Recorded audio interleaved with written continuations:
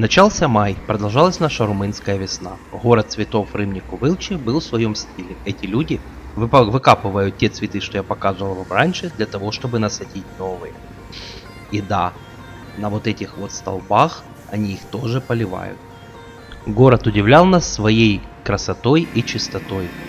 Когда вы, например, последний раз видели, чтобы вот так вот мыли площадь? Для нас же месяц начался с изменением нашего статуса. Мы официально попросили убежище в Румынии, так как наши туристические трехмесячные визы через 2 недели прекращали работать. Ну и по традиции немного нашего румынского быта. На входе в Kaufland стоит вот такая вот штучка. Это доска объявлений. Так сказать, OLX для бедных и не разумеющих в компьютерах. То есть вот, это означает я ищу, это означает я предлагаю. Ну и тут как бы вот объявление есть. Вот, про машины, про квартиры и так далее. Магазины типа Kaufland всегда радуют всякими интересностями по скидке. Вот какую штуку можно было купить.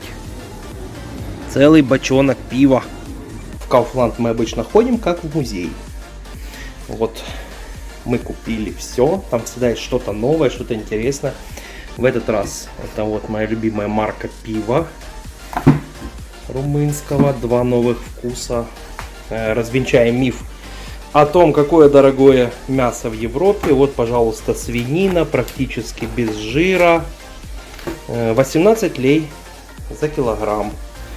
Это куриные бедра, но только мясо, без костей. Цена 20 лей за килограмм. Фарш со скидкой. Вообще, короче, на шару 10 лей. Овощи, все. Вот эти вкусняшки всегда беру в Kaufland. В Украине они очень дорогие. А здесь не такие дорогие. 10 лей вот упаковка этих перцев с мягким сыром. Огромные оливки. 26 лей килограмм. Вяленые томаты. Я их очень полюбил. Первый раз здесь попробовал. Вот такая вот упаковка стоит всего-то 7,70. Одним из основных занятий у нас здесь это кулинария. Виктория говорит, что за это время налепила больше вареников, чем за всю жизнь. В данный момент это пельмени. Мы делаем, едим сами, угощаем наших румынских друзей. Пельмени румыны оценили, в свою же очередь удивляли нас своими кулинарными блюдами. Мы тут разговаривали с румынами о том, короче, как готовить макароны. Так вот, они все макароны, и все задавали мне вопрос: почему вы едите сладкое? Я говорю, с каких пор макароны сладкие? Оказалось, что макароны здесь едят сладкими.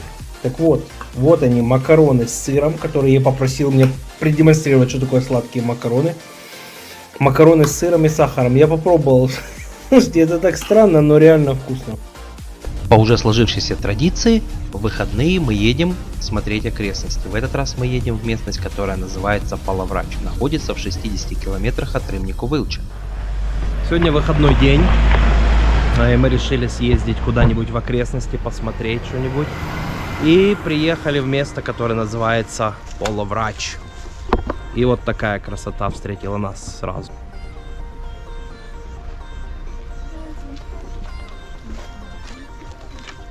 Удивительно, но во всей Европе показателем старости дерева является дуб, то в Румынии это каштан.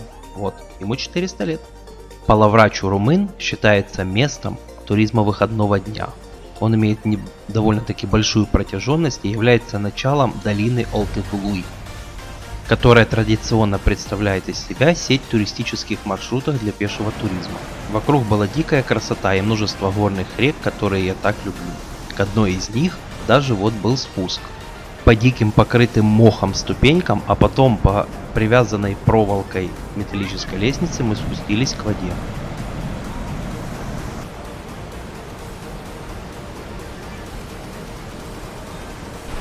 Так, мы пришли в пещеру. Мы, в принципе, сюда ехали, потому что я хотел показать Илье пещеру. Мы уже одну видели в Петрошанах. А я нет. В этой местности присутствуют 3 пещеры, но только это оборудовано для туристов полностью. Вход стоит 20 лей для взрослых и 10 лей для ребенка. Пещера была абсолютно не похожа на ту, что мы видели в Петрошанах, но в ней были свои интересные вещи. Например, я здесь увидел первый раз сталагмиты.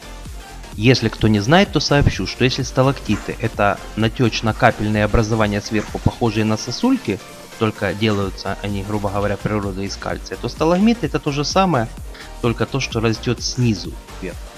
И образовываются они, когда жидкость проходит через горную породу и с кальцием стекает вниз. И потом вот с годами получаются вот такие вот наросты. И процесс этот весьма длительный, то есть вот этот самый большой сталагмит рос около 300 лет. А это молодые сталагмиты. А вот здесь я нашел такой большой, красивый и природный буй. А тут Илья решил поиграть в спелеолога и пошел исследовать какую-то маленькую пещеру. И как там? Просто шахта. А вот здесь образовались не сталагмиты, а что-то похожее на траверсины с турецкого Памуккале. А это самый знаменитый в этой области монастырь, называется он также Палаврач, но мы в него не пошли, так как монастыри мне уже надоели. Внизу возле монастыря есть парк деревянных скульптур. Как по мне, скучно, но может для ценителей.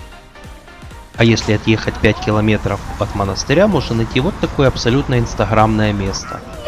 Никакого смысла в этом нет, но красиво.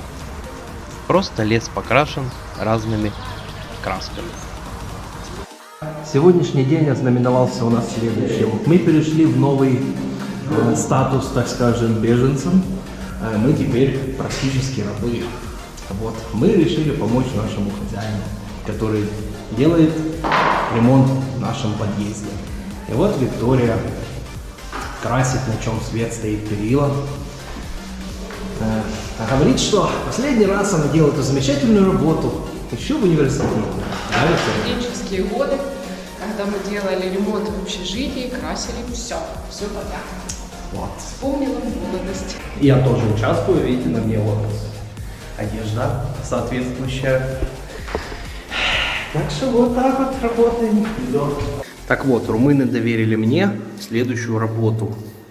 Наносить вот эту вот ленту для защиты дверей и обклеивать малярным скотчем трубы газовые и прятать счетчики. Вот так вот. Инженер высшей категории. В комплекс работ, который Чепрян выполнял по нашему подъезду, входила реставрация бомбоубежища, которое здесь находится. В связи с событиями в Украине государство дало указание восстановить возможные бомбоубежища в домах. И вот пример уже восстановлено. Там вот туалет, здесь лавки стоят, все уже покрашено, все побелено. Вот места для людей, тоже места для людей, полки. Вот стоит притожно-вытяжная вентиляция, аварийный светильник висит, который зажигается тогда, когда пропадает свет. Вот последняя комната, тут тоже лавки, стоит клапан воздуха и еще один аварийный светильник. А вот этот знак, который нарисовали возле входа в подъезд, означает, что здесь есть бомбоубежище. Второй день сегодня наших, так сказать, не будем говорить исправительных, но работ. Сегодня мне доверили валик. Сегодня мне разрешают красить. Я, видать, оправдал, так сказать, надежды румын. Вчера немножко поработал с профессиональными румынами, которые красили стены. Ощущение было, что я с Равшаном и Джамшутом бугальме, бегельме, и больше ничего не понятно. Наше задание на сегодня это красить вот это вот самую нудную, самую противную, самую вообще скучную часть. Это перила. Вот Виктория уже красит вовсю. Так как мы теперь практически работники, у нас есть некоторые привилегии, мы смогли попасть на крышу нашего дома. Вот такой вот вид. А еще я здесь увидел вот такую вот хитрую штуку. Вот такие вот колючки. Вот на окошках, где-то на подоконниках. Ну, как Вика сказала, это вообще очевидно зачем. Но мне было не очевидно. Вот, видите? Потому что если этих штук не будет, будет вот так. Это защита от птиц. Только что один из моих напарников, или Равшан, или Джамшут, не знаю, принес мне вот handmade водка. Она же самогон, она же полинка из яблок, 47 градусов. Я уже даже чуть-чуть попробовал. Супер. Итак, закончившись с перилами, мы стали заниматься более интеллектуальным трудом. Мы красим окна. Вот Виктория красит. Да, окна. Я не сказал стекла, окна. Так, да. Вот наш коллега Равшан. Вот еще один. Полный ремонт подъезда занял 5 дней. Вот так вот теперь все выглядит.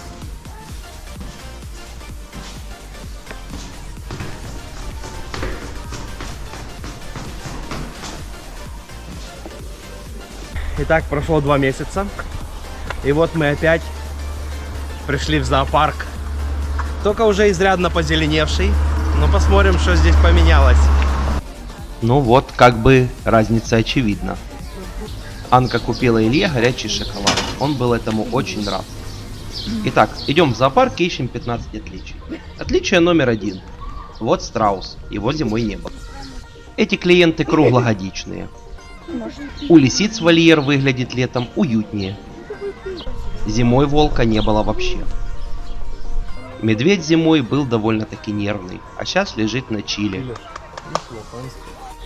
Так, а вот Илюша пришел пообщаться с родственниками, с тотемными животными.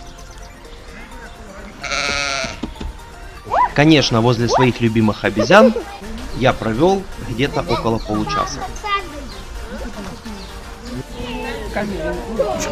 Вот. Он увидел Викторию, и видно, он возрадовался. Виктория возрадовалась.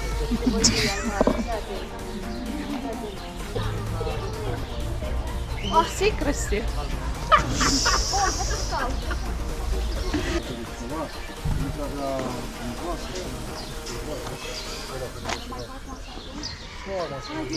Ой.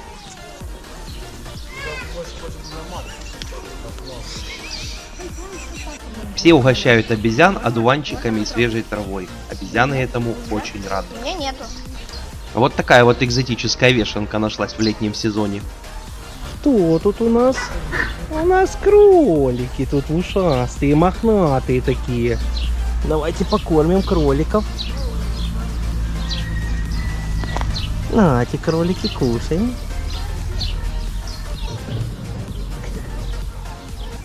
Сегодня я варю борщ. Борщ — это, кстати, отдельная история в Румынии, потому что первый борщ свой я приготовить смог где-то, наверное, только через 1,5 месяца после приезда в Румынию. Почему? 2 момента. Первый. Здесь буряк — это проблема.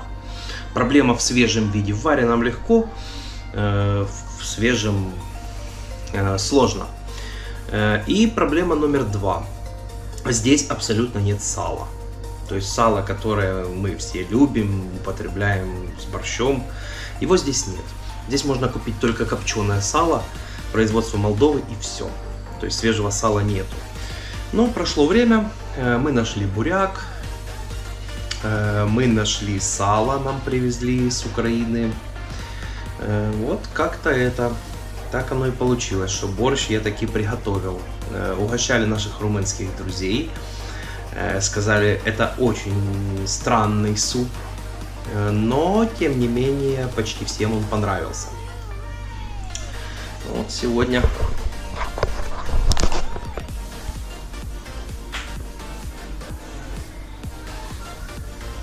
будем приступать к нашему любимому борщу. Сегодня у нас прекрасный день пятницы. Мы отдыхаем в парке, пьем пиво. И тут, опа, наше подъехало знамение. Сегодня воскресенье. Опять хорошая погода. И мы решили не проминуть и поехать в очередной национальный парк. Коих тут, слава богу, достаточно. Называется он Бейла Вентурарица, если я правильно произношу. Ехать туда нужно было около 40 километров. Отзывы на Google картах предупредили, что дорога там такая, что нужен джип или машина 4×4.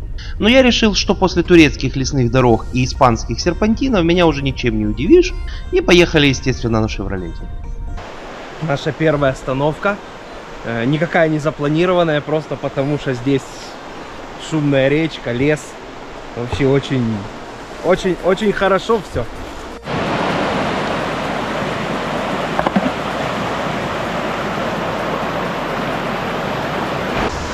«8 мая. Купальный сезон я еще не открывал, но по этой речке, думаю, надо пройтись. Хотя бы босиком. Ва. Да-да-да. Да. Вода, я скажу, совершенно не летняя. Но эффект должен быть. Приятно.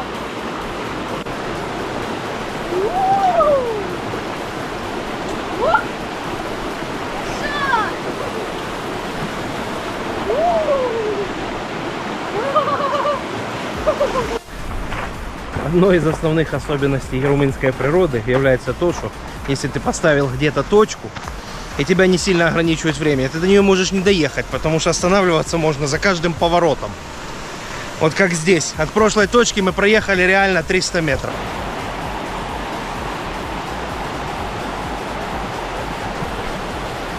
Лесным серпантинами, прямо будем говорить, не очень хорошей дорогой, мы поднимались все выше и выше. И вот, наконец, впереди вот замаячила вершина горы. А вот и то, ради чего мы перлись сюда. Вау, я такого, конечно, вообще никогда не видел. Что прямо по зеленому моху вода вот так вот облагорожена. Распятие висит. Вот такая водичка тут.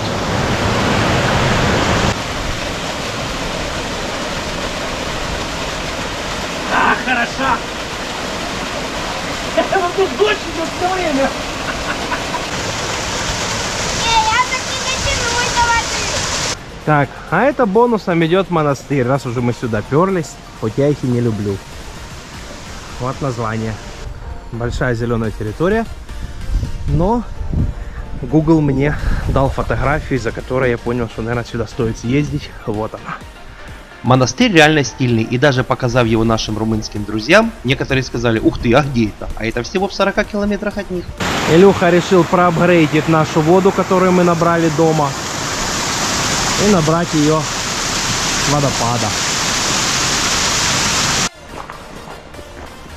По дороге нашли вот такой уж совсем карпатский вариант мостика.